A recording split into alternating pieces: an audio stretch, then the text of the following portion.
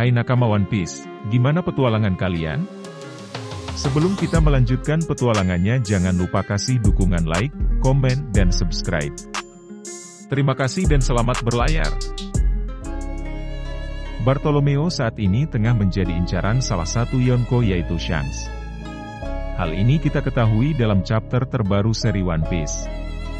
Dalam chapter 1054 kemarin terungkap bagaimana Shanks ingin bertemu dengan Luffy. Meskipun begitu, sebelum kemudian dia bertemu dengan Luffy, mereka akan melakukan sesuatu terlebih dahulu. Shanks dan kelompoknya berencana untuk mencari keberadaan Bartolomeo. Shanks mengatakan bahwa dia ingin menghancurkan Bartolomeo atas apa yang dia lakukan sebelumnya. Bukan tanpa alasan memang Shanks memburu keberadaan sosok Bartolomeo dan berusaha untuk menghabisi nyawa mereka. Karena, hal ini ada kaitannya dengan harga diri dari kelompok rambut merah. Dalam gambar sampul chapter 875, nampak Bartolomeo membakar bendera bajak laut milik kelompok rambut merah. Merusak atau membakar bendera bajak laut tentunya menjadi tanda bahwa seseorang menantang kelompok tersebut. Dan hal ini juga yang Barto dan kelompoknya lakukan. Shanks tentunya menganggap apa yang Bartolomeo lakukan tersebut sebagai deklarasi perang.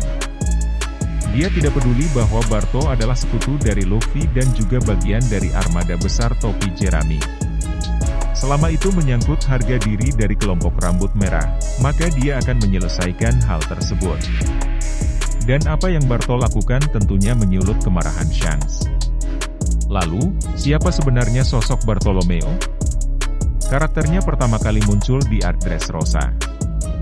Dia merupakan penggemar berat dari sosok Luffy dan juga kelompok topi jerami.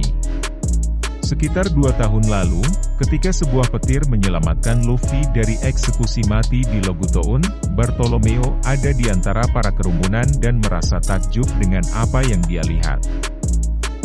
Sejak saat itu, Bartolomeo mulai mengikuti semua berita tentang Luffy dan juga kelompok topi jerami. Pasca perang besar di Marineford, Bartolomeo memutuskan untuk berhenti menjadi penjahat dan memulai petualangannya sebagai bajak laut.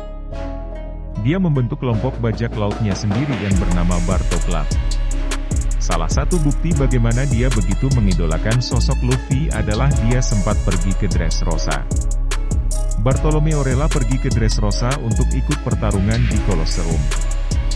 Dia ingin mendapatkan Mera-Mera Nomi dan akan memberikannya kepada Luffy. Bartolomeo sendiri adalah salah satu orang yang yakin bahwa Luffy akan menjadi raja bajak laut selanjutnya. Setelah pertarungan di Dressrosa, Bartolomeo menjadi salah satu orang yang ikut dalam pembentukan Straw Hat Grand Fleet atau armada besar topi jerami. Sosok Bartolomeo sebenarnya bukanlah karakter yang memiliki kekuatan dahsyat. Dia memang memiliki kekuatan buah iblis Bari-Bari Nomi. Bari-Bari Nomi adalah buah iblis berjenis Paramecia yang membuat penggunanya mampu mengeluarkan semacam pelindung, dan membuatnya menjadi manusia pelindung. Kekuatan utama dari buah iblisnya adalah membuat penggunanya menghadirkan semacam pelindung, dan mampu dia gunakan untuk dirinya atau orang lain. Kurosumi Semimaru adalah karakter yang diketahui merupakan pemilik dari buah iblis ini. Seperti yang diperlihatkan dalam flashback Kozuki Oden, pelindung yang dikeluarkan oleh Semimaru bahkan mampu menahan serangan dahsyat dari Kozuki Oden. Namun, bagaimana kemudian kekuatan buah iblis itu bisa jatuh ke tangan Barto masih menjadi misteri. Dalam pertarungan di Colosseum kita melihat bagaimana Barto mampu bertahan dari semua serangan yang mengarah kepadanya. Hal itu berkat kekuatan pelindung Bari-Bari Nomi. Hampir tidak ada satupun serangan yang mampu menembus perisai tersebut.